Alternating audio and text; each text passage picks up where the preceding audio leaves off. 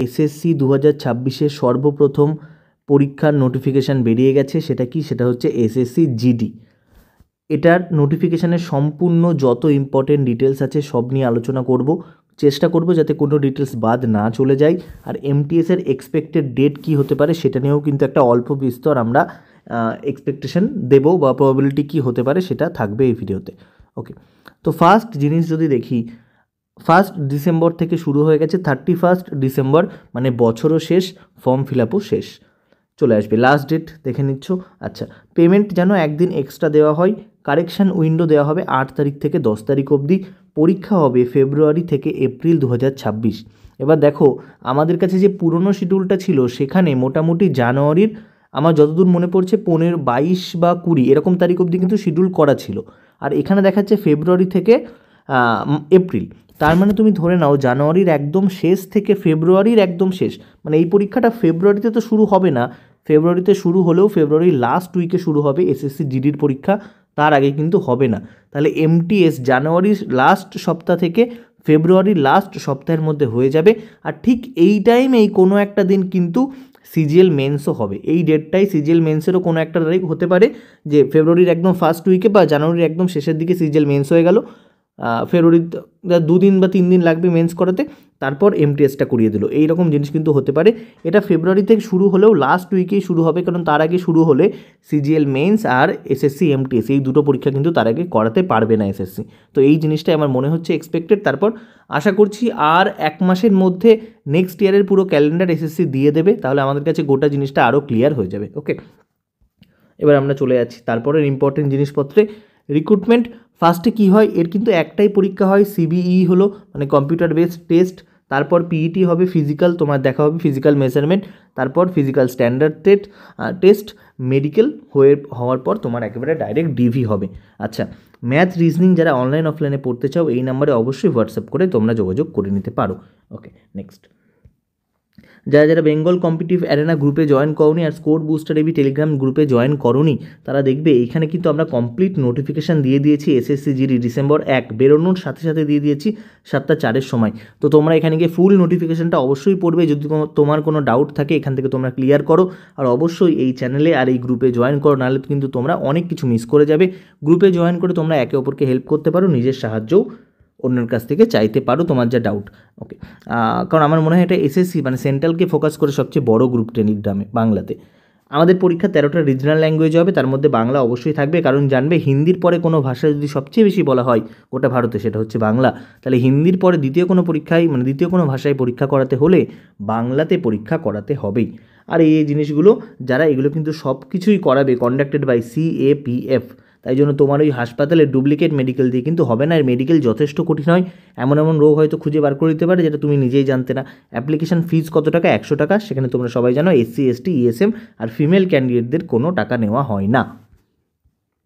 ওকে, next আমরা পরেরটায় চলে যাচ্ছি। পে স্কেল, আমাদের স্টেট কনস্টেবলের পে স্কেল আর এর পে স্কেলের মধ্যে কিন্তু অনেক পার্থক্য আছে। স্টেট কনস্টেবল পে স্কেল থেকে এর পে স্কেল এর মাইনে অনেক বেশি হবে, কারণ দেখো পে লেভেল 21,700 লেভেল 3 থেকে শুরু হচ্ছে। এমটিএসের লেভেল কত? 1, তার মানে এমটিএসের থেকে কিন্তু কনস্টেবল অনেক বেশি উপরে। একইভাবে যখন রেলের গ্রুপ ডি হয় সেটাও কিন্তু গ্রেড 1, কিন্তু সেন্ট্রালের ক্ষেত্রে এই জিনিসটা খুব ভালো, কনস্টেবলকে কিন্তু সব থেকে নিচে রাখা হয়নি। এটা তো জিডি কনস্টেবল আসলে, তারা কিন্তু লেভেল 3তে যাচ্ছে, মানে 21,700 তোমার মাইনে প্রায় তুমি ধরে নাও লেভেল 3 মানে তোমার 35-40-এর কাছাকাছি তো মাইনে তোমার হয়েই যাচ্ছে। তারপর এখানে তোমার আরও অনেক এক্সট্রা অ্যালাওয়েন্স থাকে দিয়ে লেভেল 4-এর কাছাকাছি স্যালারি এরা পেয়ে যায়। আচ্ছা, কী কী পোস্ট থাকে? বিএসএফ, সবাই বিএসএফ সম্পর্কে জানো, নতুন করে বলার কিছু নেই। সিআইএসএফ হচ্ছে এখানকার সব থেকে মানে মোস্ট ডিজায়ারেবল পোস্ট বলতে পারো। কারণ কেন এটা মোস্ট ডিজায়ারেবল? তার কারণ এর ভ্যাকেন্সি সবচেয়ে বেশি এটারই আছে। বাহ, তো খুবই ভালো, কারণ এর পোস্টিং কিন্তু তুলনামূলকভাবে কম কঠিন জায়গায় হয়। এয়ারপোর্টে হতে পারে, মিউজিয়ামে হতে পারে, ভিক্টোরিয়া মেমোরিয়াল, এই সমস্ত জায়গায় কিন্তু এরাই থাকে। আর এইগুলো তুলনামূলকভাবে বেশি সিকিওর জায়গা, এখানে মানে তোমার সিকিউরিটি টেনশন কম হয়, তাই না? সিআরপিএফ জানো, এসএসবি, আইটিবিপি আর AR আসাম রাইফেল, SSF, এই 5টা পোস্ট আছে। তার মধ্যে কিন্তু এই SSB আর SSF এই দুটোতে কোনো ফিমেল ভ্যাকেন্সি নেই। পুরো ভ্যাকেন্সি চার্টটা তোমাদেরকে দেওয়া আছে, দেখে নিও। টোটাল ভ্যাকেন্সি হচ্ছে 25,487, কিন্তু তুমি এই কথাটা লিখে নাও, শেষ হতে হতে এখানে 40,000 ভ্যাকেন্সি চলে আসবে। শেষ হতে হতে এখানে 40,000 ভ্যাকেন্সি চলে আসবে, প্রতিবার তাই হয়, 40 থেকে 50,000 ভ্যাকেন্সি এখানে কনফার্ম আসবেই আসবে।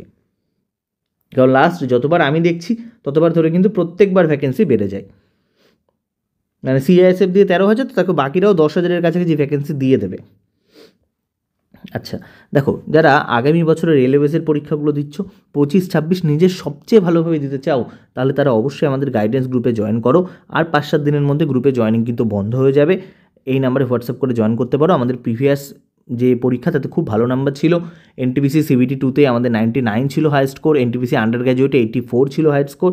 ওকে, আচ্ছা এবার যদি বলি এজ লিমিটে দেখো জেনে নাও, তুমি যদি ইউআর ক্যান্ডিডেট হও তাহলে তোমাকে 21/2003 থেকে 1/1/2008 মধ্যে জন্মাতে হবে।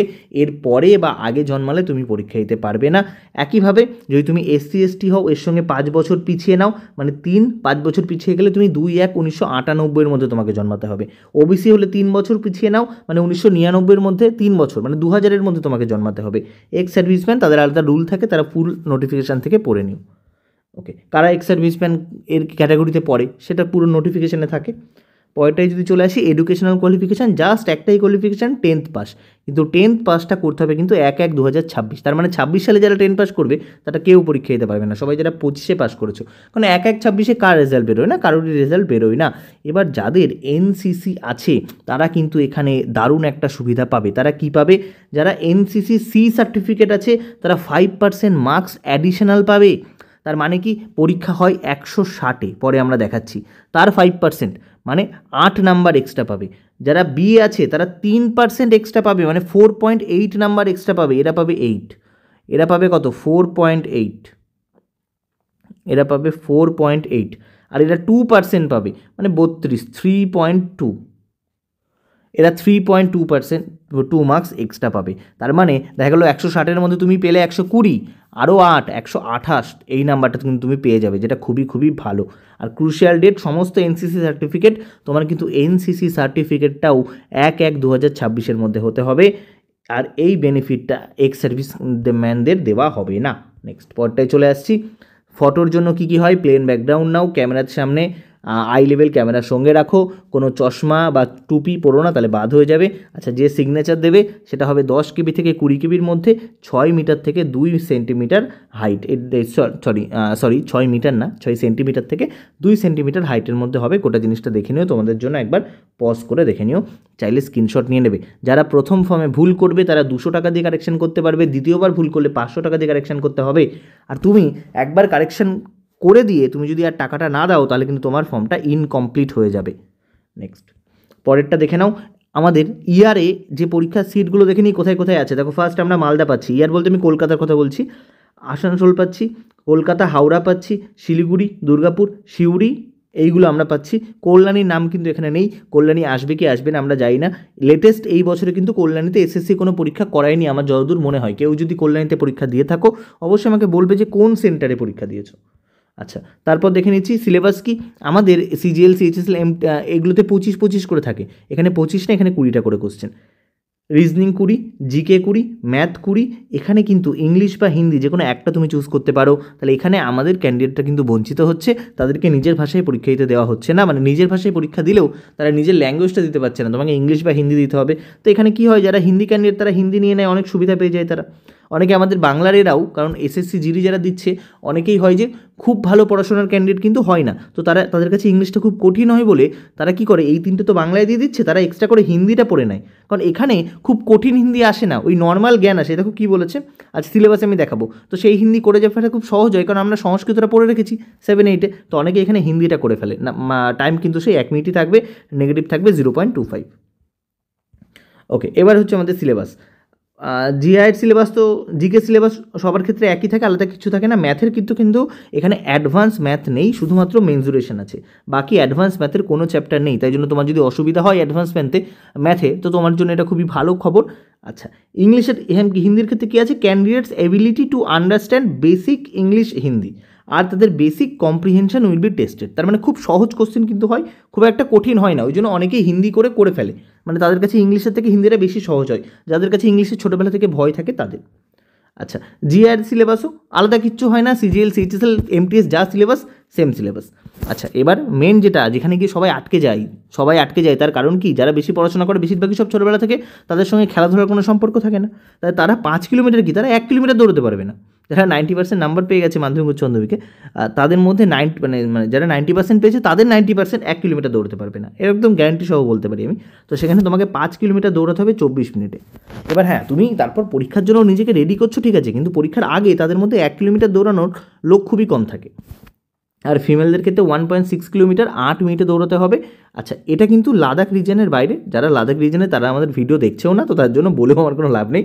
ওকে, আর যারা female candidate, PET on reporting of female candidate for PET PST self declaration indication of pregnancy, আচ্ছা প্রেগনেন্সি স্ট্যাটাসটা তোমাকে জানাতে হবে আগে থেকে, এটা বলে দিয়েছে। আচ্ছা, এবার আমি দেখছি PST physical standard test. Male যদি 170 সেমির নিচে হও তোমাদের পরীক্ষার ফর্ম ফিল আপ করার কোনো দরকার নেই, প্রিপারেশন নেওয়ার কোনো দরকার নেই, কারণ তার নিচে হলে তোমাকে নেওয়া হবে না। এখানে কিন্তু এরকম হবে না যে তুমি মাথাটা তোমার একটু ছোটো, তুমি দুটো দিয়ে মাথাটা উঁচু করে দিলে, মানে 2 বান্ডিল দিয়ে মাথা উঁচু করে দিলে, সেসব জিনিসপত্র কিন্তু হবে না। তাই জন্য ওসব জিনিসপত্র ভুলে যাও। এটা বেশ কঠিনের ফিজিক্যাল, এটাকে তুমি অন্য মানে আমাদের রাজ্যের পরীক্ষা ভেবো না। ফিমেলের ক্ষেত্রেও তাই 157 সেমি হলো।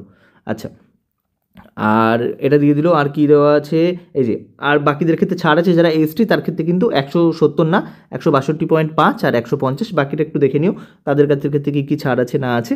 এনিয়ারে যারা আছে, যারা লেফট উইং, ওকে নেক্সট পয়েন্টে চলে আসছি আমরা। চেস্টের ক্ষেত্রে হবে যারা মেল তাদেরকে কিন্তু আনএক্সপ্যান্ডেড হচ্ছে 80, আর ওখানে কিন্তু তোমাকে ফোলাতে হবে 5 সেন্টিমিটার। ওকে, আর একইভাবে যারা শিডিউল থাকবে, শিডিউল ট্রাইব, তাদের 76, এরকম করে প্রত্যেকটার দেখো কম কম কম কম দেওয়া আছে, তারা একটু ভালো করে দেখে নিও। আচ্ছা, মেয়েদের ক্ষেত্রে কি আছে, চেস্টের ক্ষেত্রে কোনো রিকোয়ারমেন্ট নেই, ওয়েল ডেভেলপড বলে লেখা আছে। আর ওয়েটের কিন্তু তোমার যে হাইট আর তোমার বয়স সেই অনুযায়ী যে মেডিকেল স্ট্যান্ডার্ড সেই অনুযায়ী তোমার ওয়েট দেখা হবে। আর খুব সম্ভবত মেয়েদের ক্ষেত্রে একটা ক্রাইটেরিয়া ছিল যে 40 কেজির কম হলে তাকে নেওয়া হবে না, এরকম একটা খুব সম্ভবত ছিল, আমার মনে হচ্ছে এখানে আমি মিস করে গেছি। ওকে, নেক্সট চলে আসি ইউটি কোড।